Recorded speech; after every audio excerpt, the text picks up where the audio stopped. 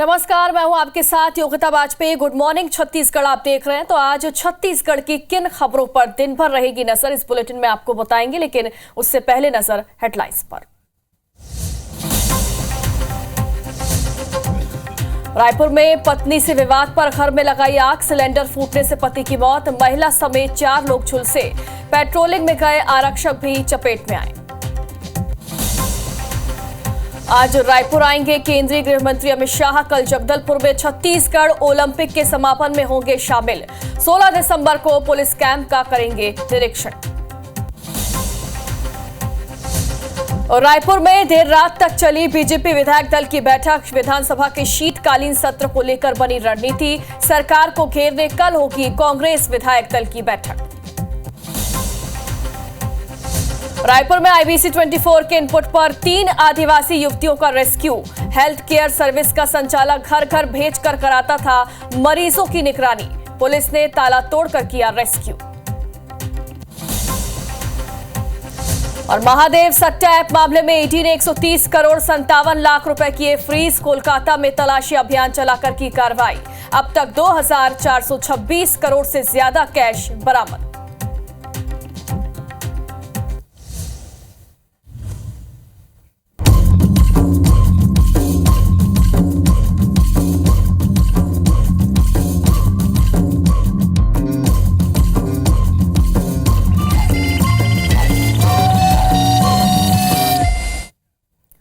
तो बुलेटिन की शुरुआत करते हैं बड़ी खबर के साथ। धमतरी से बड़ी खबर है। यहां पर नर्सिंग ऑफिसर भर्ती प्रक्रिया में बड़ी लापरवाही देखी गई। देर रात हुई लिखित साक्षात्कार परीक्षा। देर रात इस परीक्षा को करवाया गया। भारी भीड़ की वजह से ये परीक्षा देर रात करवाई गई। नर्सिंग ऑफिसर के 67 पदों पर भर्ती प्रक्रिया होनी है। यूएचडब्ल्यूसी और एनयूएचएम पद पर ये परीक्षा होनी है। भर्ती प्रक्रिया में गड़बड़ी का आरोप ये अभ्यर्थी लगा रहे हैं। कल सुबह लिखित साक्षात्कार परीक्षा होनी थी, लेकिन देर रात ये परीक्षा ली गई है। अव्यवस्था के चलते परीक्षा लेने में देरी हो गई। रायपुर, बिलासपुर, कोंडागांव, कांकेर सहित कई जिले से यहां पर अभ्यर्थी पहुंचे हुए थे, जिन्होंने परीक्षा में गड़बड़ी की शिकायत की है और आरोप लगाया है। भीड़ देखिए, ज्यादा भीड़ के चलते बताया जा रहा है कि परीक्षा लेने में देर हो गई। अव्यवस्था के चलते यहां पर परीक्षा देर रात ली गई है। बड़ी लापरवाही देखी गई है। प्रदेश के कई जिले से यहां पर अभ्यर्थी पहुंचे हुए थे, जिन्हें परेशानियों का सामना करना पड़ा, क्योंकि देर रात ये परीक्षा ली गई।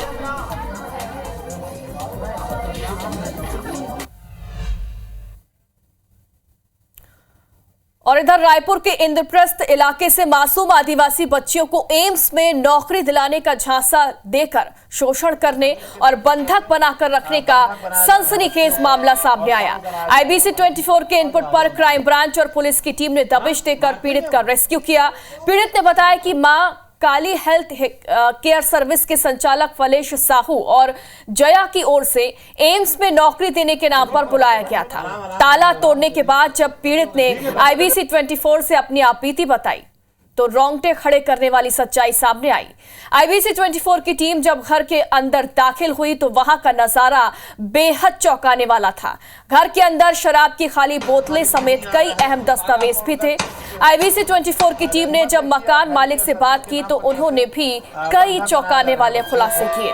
कार्रवाई पूरी होते होते आईबीसी 24 के कैमरे में मासूम बच्चियों को नौकरी का झांसा देकर उनका शारीरिक और मानसिक शोषण करने वाले भी कैद हो गए। हमारे रिपोर्टर ने जब उनसे सवाल किए तो वो गोलमोल जवाब देते हुए नजर आए।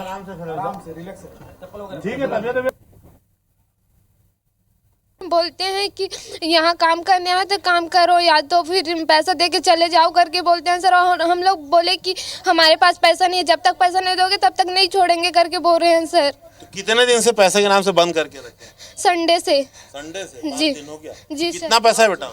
मेरे पास नहीं है सर पैसा। केयर टेकर का काम करते हैं। यहाँ लड़की लड़का रहेंगे, 10-10, 20-20 जने भी रहेंगे करके, तो बड़ा मकान है करके मैंने दी थी उसको। और मैं अच्छा से जानती हूँ, उसका भाई भी मेरे घर के पास ही रहता है। क्या काम क्या करता है वहाँ? केयर टेकर का काम करते हैं उन लोग भी। ये मेरे बहू है ना, वो एम्स में। आदिवासी लड़की को बंधक बना के रखा था, आपको मालूम है? नहीं, हम तो 1 महीना पहले आए थे। उसको बता के गए थे कि हम लोग तुम छत पे हो, तो हम लोग आ रहे हैं मार्केट से, तो लॉक कर दिए थे बाहर। पैसा वैसे की कोई बात नहीं है, उसको बोले थे अगर आपको जाना है तो आप चले जाइए, आप मत रुकिए, आपको काम नहीं करना है तो आप। पैसा देकर ही बोल रही थी कि पैसा जमा कीजिए, उसके बाद ही जाने मिलेगा, ऐसा बोला जा रहा है। उसका पता नहीं, आप बात कर लूँ मैं।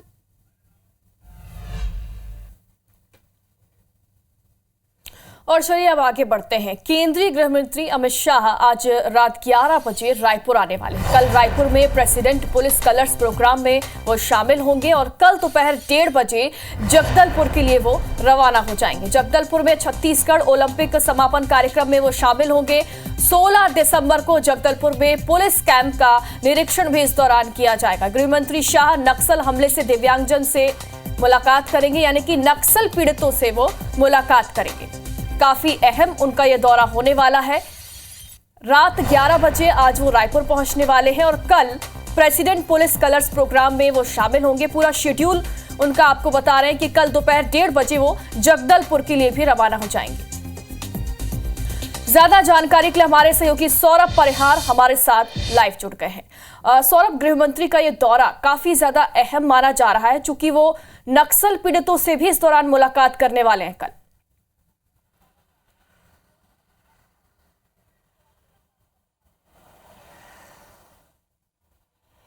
बिल्कुल, देखिए केंद्रीय गृह मंत्री अमित शाह आज रात 11 बजे रायपुर आएंगे। दो दिनों जो है वो छत्तीसगढ़ में रहेंगे। आप देखिए कि सबसे पहले रायपुर में आज रात रुकेंगे और कल बस्तर में जो है रात्रि विश्राम करेंगे। फिर अगले दिन जो है 16 तारीख को जो है वो दिल्ली के लिए रवाना होंगे। इससे पहले कि उनका जो कार्यक्रम है, बहुत सारे कार्यक्रम है जिसमें वो शामिल होंगे। और निश्चित तौर पर केंद्रीय गृह मंत्री का जो है ये तीसरी बार, 1 साल की सरकार में तीसरी बार जो है केंद्रीय गृह मंत्री अमित शाह आ चुके हैं। और सबसे खास बात की नक्सलवाद को लेकर जो है सरकार एक पूरी रणनीति के साथ और एक चैलेंजेस के साथ पूरी तरीके से काम कर रही है और जिस पर सफलता भी मिल रही है। आज रात 11 बजे आएंगे, फिर रात्रि विश्राम करेंगे रायपुर में। फिर कल सवेरे 11 बजे का प्रोग्राम है उनका पुलिस लाइन में, जो प्रेसिडेंटियल जो कलर्स मिला है छत्तीसगढ़ पुलिस को, उस कार्यक्रम में शामिल होंगे। उसके बाद कल दोपहर 2 बजे जगदलपुर के लिए रवाना होंगे। वहां पर जो छत्तीसगढ़ ओलंपिक समारोह चल रहा है, जो पिछले 1.5 महीने से चल रहा है, उसका समापन है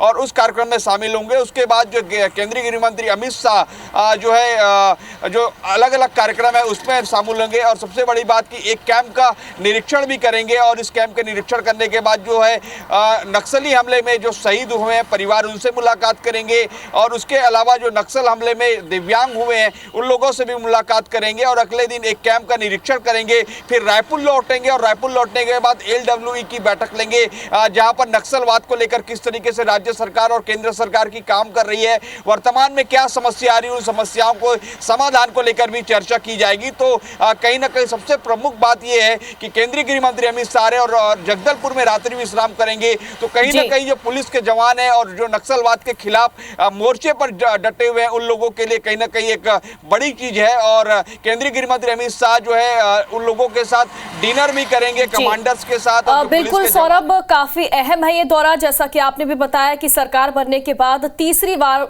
वो छत्तीसगढ़ आ रहे हैं, तो इसलिए उन्होंने अपनी प्रायोरिटीज भी निर्धारित कर दी हैं। सभी जगह का वो दौरा भी करेंगे और साथ ही साथ नक्सल पीड़ितों से तो मुलाकात की ही जाएगी और सरकार के कामकाज की भी इस दौरान समीक्षा की जाएगी। बहुत बहुत शुक्रिया आपका तमाम जानकारी के लिए।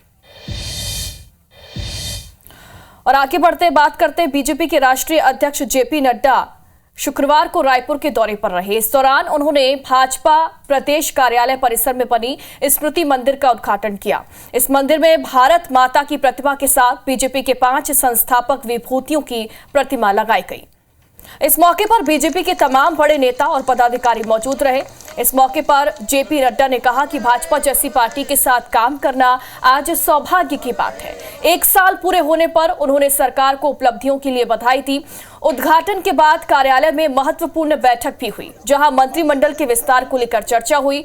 सूत्रों की माने तो मंत्रिमंडल में खाली 2 पदों के लिए 7 दावेदारों की लिस्ट पहुंची है और उन नाम पर चर्चा के बाद कुछ नाम शॉर्टलिस्ट भी किए गए। इनमें से 3 से 4 नाम की सूची के साथ वो दिल्ली रवाना हुए हैं और चर्चा ये भी है कि नगरीय निकाय चुनाव से पहले मंत्रिमंडल का विस्तार करते हुए 2 नाम की घोषणा भी हो सकती है।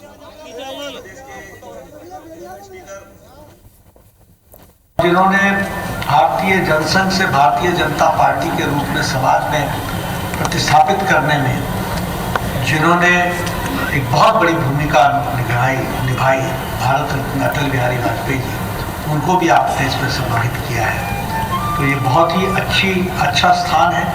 यहाँ से हमारे कार्यकर्ता प्रेरणा लेंगे।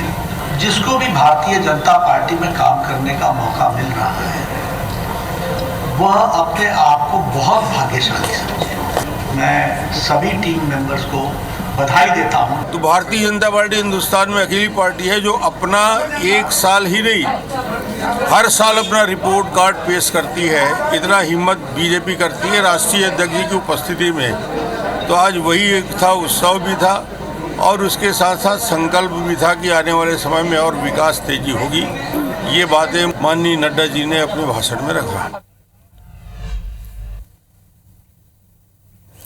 छत्तीसगढ़ सरकार 1 साल पूरे होने का जश्न मना रही है और साल भर की अपनी उपलब्धियां भी इस दौरान वो बता रही है। वहीं दूसरी ओर कांग्रेस इसे बदहाली का 1 साल बता रही है और भाजपा सरकार के 1 साल के कार्यकाल के विरोध में कांग्रेस ने 13 से 17 दिसंबर तक चरणबद्ध आंदोलन का ऐलान भी किया है।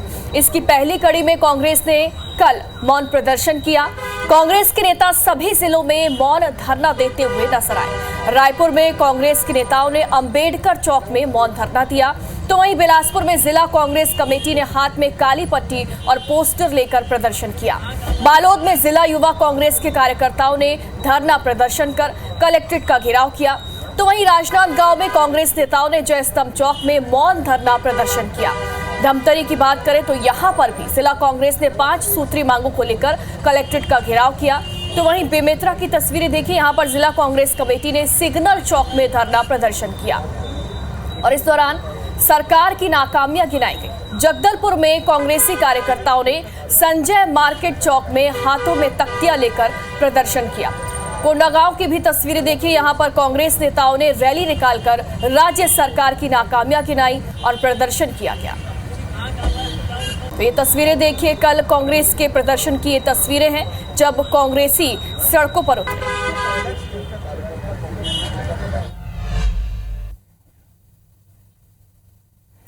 बलरामपुर से एक वीडियो वायरल हो रहा है जिसमें एसडीएम ने एक शख्स का कॉलर पकड़ लिया। घटना कुसमी नगर पंचायत की है जहां 43 डिसमिल अवैध अतिक्रमण को हटाने एसडीएम करुण डेहरिया पुलिस और राजस्व अमले की टीम के साथ पहुंचे और कब्जाधारियों ने अतिक्रमण हटाने का विरोध किया। इस बीच विवाद काफी ज्यादा बढ़ गया और एसडीएम भी काफी ज्यादा गुस्से में नजर आए। एसडीएम ने बहस कर रहे शख्स का कॉलर पकड़ लिया था जिससे माहौल और भी ज्यादा गर्मा गया। बाद में पुलिस की टीम ने मामले में 3 लोगों के खिलाफ धारा 151 के तहत कार्रवाई की और पूरे विवाद के बाद अब एसडीएम करुण डेहरिया तानाशाह के नाम से चर्चा में है। हम लड़ाई नहीं कर रहे हैं। मौके पर जांच के दौरान पाया गया कि जो मुमताज और अन्य के व्यक्ति हैं उनके द्वारा उनकी जो स्वामित्व की भूमि है वो 25 डिसमिल भूमि ही है, लेकिन उनके द्वारा 43 डिसमिल आदिवासी पक्षकार सागर पेकरा की भूमि को जबरदस्ती काबिज करके रखा गया था।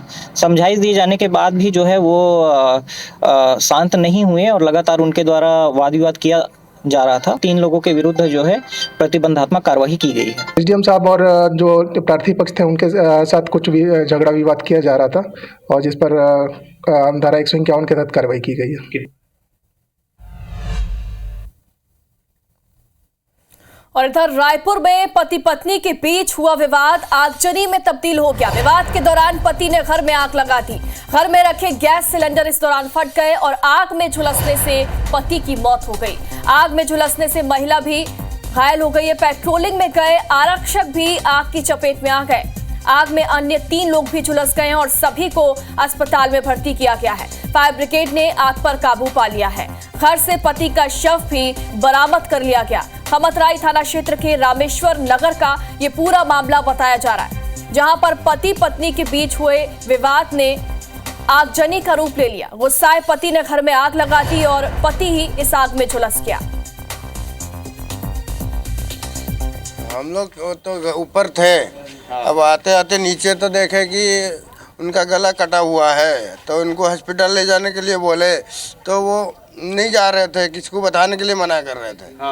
तो अच्छा, महिला बताने को मना कर रहे थे। हाँ, हम जब फोन किए तो पुलिस वाले और बगल वाले सब आए तो देखे तो आग लग गया है अंदर, गले में चाकू मार के ये लोग बाहर बैठे हैं। अब अंदर देखे तो आग लग गया है, पता नहीं कब का आग लगा है जी।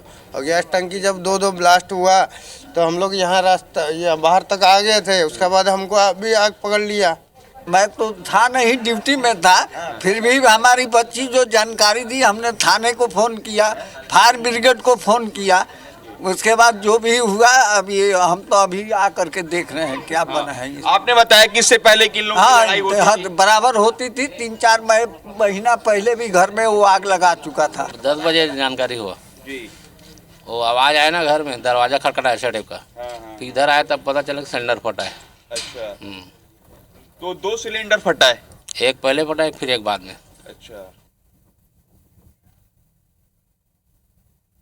और अब भिलाई का रुख करेंगे। यहां पर बांग्लादेशी नागरिकों की तलाश जारी है। भिलाई के 4 अन्य थानों से 85 संदिग्ध मिले हैं। पुलिस इन सभी संदिग्धों से पूछताछ कर रही है और संदेह के आधार पर इन्हें नोटिस भी दिया गया है। फैक्ट्री संचालकों को भी नोटिस जारी हो सकता है। बिना वेरिफिकेशन के काम पर रखने के लिए फैक्ट्री संचालकों को नोटिस मिल सकता है।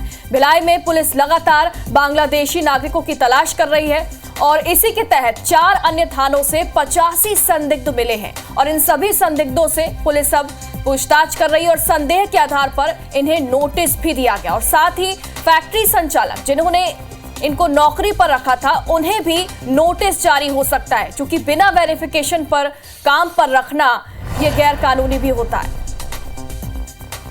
ज्यादा जानकारी के लिए हमारी सहयोगी कोमल धनेसर हमारे साथ जुड़ गई हैं। कोमल, बताएं क्या अपडेट मिल रहा है इसका? जी, आपको बता दूं कि कल सुबह करीब 6:30 बजे से ये सर्च ऑपरेशन जारी हुआ था और इसमें लगातार 5 थानों की टीम सबसे पहले हथखोज पहुंची थी, जो पुरानी भिलाई थाना क्षेत्र के अंतर्गत आता है। और यहाँ पर करीब 5 साल से एक ऐसी बस्ती बस गई थी जहाँ पर अचानक लोग आ गए, उन्होंने अपना मकान बना लिया और बिल्कुल संदिग्ध रूप से रह रहे थे। तो वहाँ पर कल 37 लोगों को नोटिस जारी किया गया जिन्होंने अपने दस्तावेज नहीं प्रस्तुत किया, आधार कार्ड प्रस्तुत नहीं किया। लेकिन इसके अलावा जामुल, खुशीपार, छावनी और कुम्हारी थाना क्षेत्र में भी सर्च ऑपरेशन चलाया गया, क्योंकि जामुल और छावनी क्षेत्र ऐसा है थाना क्षेत्र जहाँ काफी इंडस्ट्री बेल्ट है, पूरी वहाँ पे औद्योगिक छोटी छोटी इकाइयां, फैक्ट्री हैं, तो वहाँ पर सर्च ऑपरेशन चलाया गया। तो जामुल में 25, छावनी में 25, कुम्हारी में 25 और खुर्शीपार क्षेत्र में 10 ऐसे लोग मिले जो संदेह बिल्कुल बांग्लादेश के बॉर्डर के पास के रहने वाले हैं। उन सभी को थाने तलब किया गया और वहाँ उनसे दस्तावेज लिए गए हैं, लेकिन कुछ दस्तावेज जो नहीं प्रस्तुत कर पाए, आज उनको समय दिया गया है। लेकिन एक सवाल ये भी है कि कौन सी वो फैक्ट्रियां हैं जहां पर ये काम कर रहे थे और बिना वेरिफिकेशन को इनको रख लिया गया वहां पर नौकरी पे? हाँ जी, बिल्कुल। यहाँ पर हाँ, भिलाई क्षेत्र की अगर हम बात करें तो बीएसपी की सहयोगी कई ऐसे एंसिलरीज हैं और कई ऐसी लुब्रिकेशन फैक्ट्रियां हैं जहाँ पर करीब 200 से ज्यादा छोटी बड़ी इकाइयां यहाँ पर इंडस्ट्री बेल्ट में है। तो बाहर से लोग मजदूरी करने आते हैं और अधिकांश लोग करवाते भी वेरिफिकेशन, लेकिन कई ऐसे लोग हैं जिन्होंने वेरिफिकेशन नहीं किया, किसी ठेकेदार के कहने पर अगर रख लिया है नौकरी पर, तो उन सबको भी नोटिस जारी हो सकता है, क्योंकि वेरिफिकेशन कराना एकदम अनिवार्य रूप है, चाहे वो मकान में किराए में कोई व्यक्ति आए, चाहे कहीं नौकरी पर करने आए यहाँ पे। जी, बहुत बहुत शुक्रिया आपका कोमल तमाम जानकारी के लिए। हैदराबाद से बड़ी खबर है, जेल से रिहा हो गए हैं अभिनेता अल्लू अर्जुन। हैदराबाद के चंचलगुड़ा जेल से वो रिहा हुए हैं, क्या कुछ कह रहे हैं सुनिए।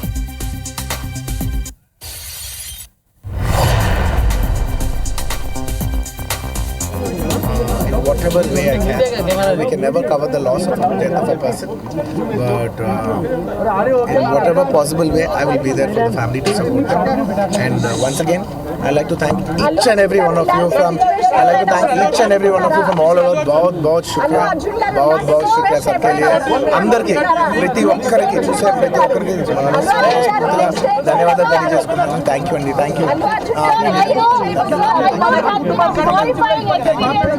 Last 10 hours, your family also emotional, and what do you have to say to the judicial system? Do you think laws give Sir, do you think government is behind this? Thank you.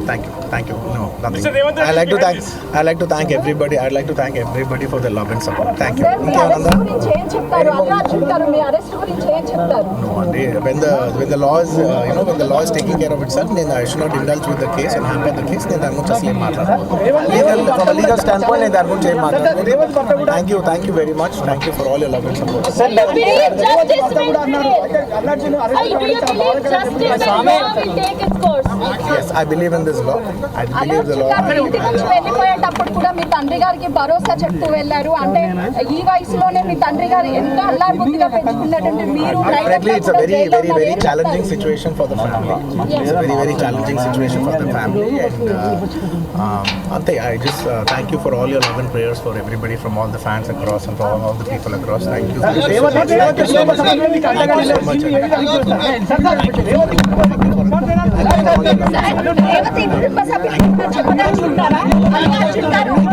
Once again, thank you for all your love and support. तो आपने सुना, प्यार और support के लिए वो धन्यवाद दे रहे हैं। इसके आगे उन्होंने और ज्यादा कुछ भी नहीं कहा है इस मामले पर, बस वो लोगों को धन्यवाद करते हुए यहाँ पर नजर आ रहे हैं। आपको बता दें कि पुष्पा 2 के प्रीमियर के दौरान वो बिना बताए ही वहां पर पहुंच गए थे और इसी वजह से वहां पर भगदड़ मच गई थी। इसमें एक महिला की भी मौत हो गई थी और इसी मामले में निचली अदालत ने उन्हें जेल भेजा था और इसके बाद तेलंगाना हाई कोर्ट ने उन्हें जमानत दे दी और इसके बाद वो घर पहुंचे। देखिए ये तस्वीरें भी आप देख रहे हैं। घर पहुंचने के बाद अपने परिवार के लोगों से वो मुलाकात कर रहे हैं और साथ ही मीडिया से भी उन्होंने बातचीत की और कहा कि जो प्यार और सपोर्ट इस दौरान लोगों ने उन्हें दिया है उसके लिए वो लोगों का धन्यवाद कर रहे हैं।